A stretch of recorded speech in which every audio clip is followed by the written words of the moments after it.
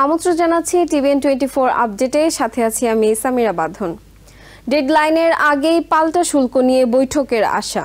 আমেরিকার সঙ্গে শুল্ক চুক্তি বিষয়ক তৃতীয় দফার আলোচনা কবে হবে তা এখনো নিশ্চিত নয়, তবে চলতি জুলাই মাসের মধ্যে তা না হওয়ার সম্ভাবনাই প্রবল।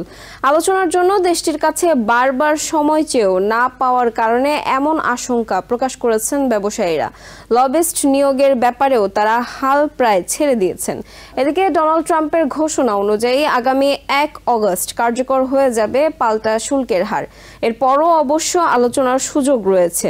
বাণিজ্য মন্ত্রণালয়ের দায়িত্বশীল কর্মকর্তারা তৃতীয় দফার আলোচনার ব্যাপারে আশাবাদী। আলোচনা করতে 1 অগস্টের আগেই বাণিজ্য উপদেষ্টা শেখ বশির উদ্দিনের নেতৃত্বাধীন প্রতিনিধি দল আমেরিকা যাবে বলে বুধবার সাংবাদিকদের জানিয়েছেন অর্থ উপদেষ্টা সালেউদ্দিন আহমেদ। এই আলোচনা থেকে ভালো একটা ফলও নিয়ে আসা যাবে বলেও সরকারের পক্ষ থেকে মনে করা হচ্ছে। নতুন শুল্ক হার কার্যকরের সময় আরেক দফা বাড়তেও পারে বলে মনে করছেন বাণিজ্য মন্ত্রণালয়ের কর্মকর্তারা। এদিকে পাল্টা শুল্কের হার কমিয়ে আমেরিকার সঙ্গে শুল্ক চুক্তি করতে লবিস্ট নিয়োগের সম্ভাবনাও এখন প্রায় শূন্যের কোটায় বলে জানা গেছে। এ ব্যাপারে সরকারের মনোভাবও নেতিবাচক। অর্থ উপদেষ্টা সালেউদ্দিন আহমেদ সাংবাদিকদের জানান, লম্বা সময় নিয়ে দর কষাকষির ক্ষেত্রে সাধারণত লবিস্ট নিয়োগ করা হয়। এখানে যা করতে হবে জলদি করতে হবে। লবিস্টদের দিকে ইঙ্গিত করে অর্থ উপদেষ্টা বলেন, দর কষাকষি দূরের কথা, তারা তো ওই অফিসের কাছাকাছি ঢুকতেই পারবেন না।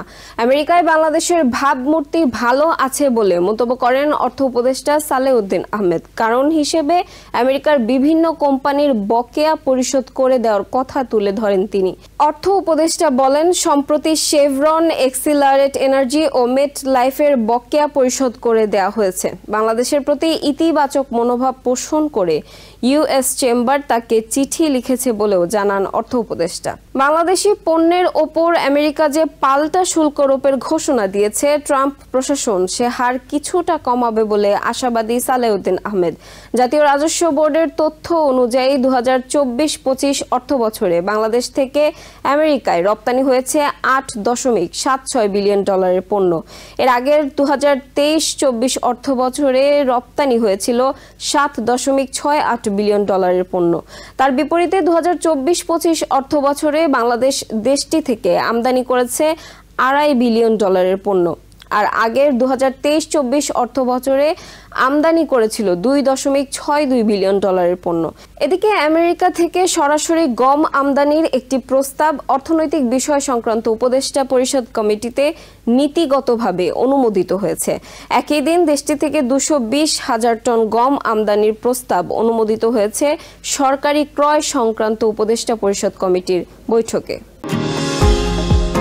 নিউ ইয়র্ক থেকে সম্প্রচারিত টিভিএন 24 টেলিভিশন বিশ্বজুড়ে বাঙালির কণ্ঠস্বর।